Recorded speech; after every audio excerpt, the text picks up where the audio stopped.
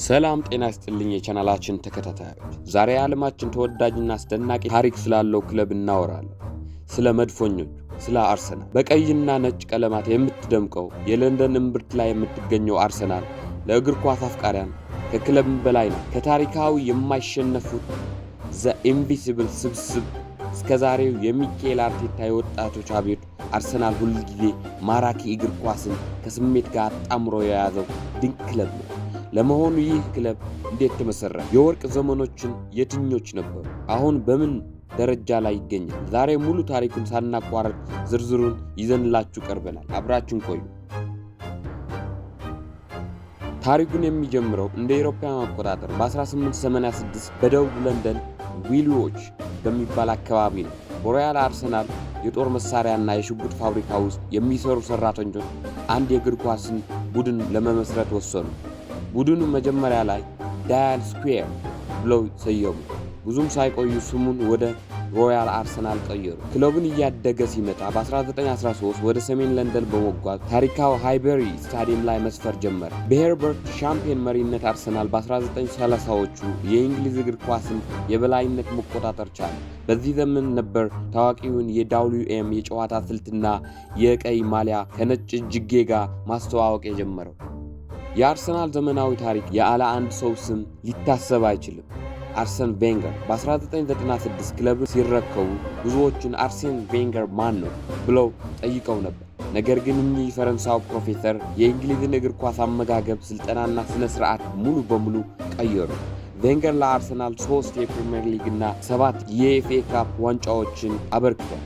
ከሁሉም በላይ ከ2003 እና 2004 የውድድር ዘመን ለአንድም ጨዋታ ሳይሸነፍ በ49 ጨዋታዎች ተከታታይ ባለመሸነፍ የፕሪሚየር ሊጉ ዋንጫውን በማንሳት በወርቅ የተለበጠ ልዩ 2 ዓመታት ቆይታ በኋላ ክለቡን ለቀቁ። ከእሳቸው በኋላ የመጡ ኡናይ ኤምሬ ክለቡን ወደ ቀደመ ክብሩ መመለስ አልቻሉም ነበር። ታህሳስ 2019 ላይ የቀደመው የአርሰናል አማካኝ ሚካኤል አርቴታ የክለቡን ዋና አሰልጣኝ ሆኖ ተሾመ።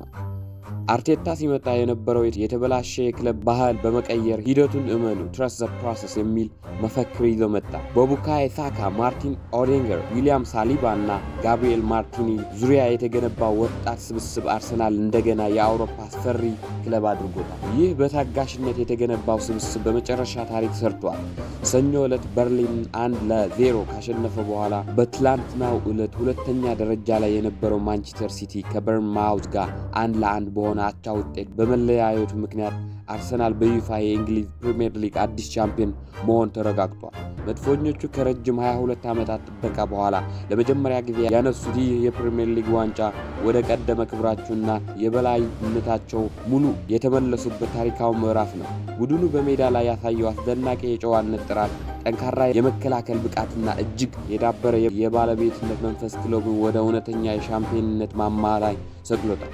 አሁን ላይ አርሰናል በአውሮፓ ሻምፒዮንስ ሊግ ሆነ በሀገር ውስጥ ውድድሮች ማንኛው ግዙፍ ክለብ ማሸነፍ የሚችል የአሸናፊነት ስነ ልቦና የተላበሰ የዓለማችን ቁንጮ ቡድን ሆኗል። አርሰናል ከሽጉጥ ሰራተኞች ተነስቶ ዛሬ በዓለም ዙሪያ ላይ በሚሊዮኖችን የሚቆጠሩ ደጋፊዎችን ያሉት ግዙፍ ተቋም ሆኗል። ውብ እግር ኳስ፣ ታማኝ ደጋፊና ብሩህ ተስፋ ያላቸው ወጣቶች ያሉት ይህ ክለብ ወደፊት ብዙ ታሪክ እንደሚሰራ ጥርጥር የለውም። እናንተስ የአርሰናል ደጋፊዎች ከ22 ዓመት በኋላ በደመቀ ሁኔታ የተነሳው የፕሪሚየር ሊግ ዋንጫ ምን አይነት ስሜት ፈጠረባችሁ? አርቴታ የሚቀጥለው የውድድር ዘመን የሻምፒየንስ ሊግ ዋንጫዎች ማምጣት ይችላል ብላችሁ ታምናላችሁ? ሐሳባችሁን ኮሜንት ላይ አስፍሩልኝ። ቪዲዮውን ከወደዳችሁ ላይክ እና ሼር ማድረግ እንዳትረሱ። አዳዲስ ታሪኮች እንዲደርሳችሁ ደግሞ ቻናሉን ሰብስክራይብ አድርጉ። በሚቀጥለው ቪዲዮ እስከምንገናኝ ቻው።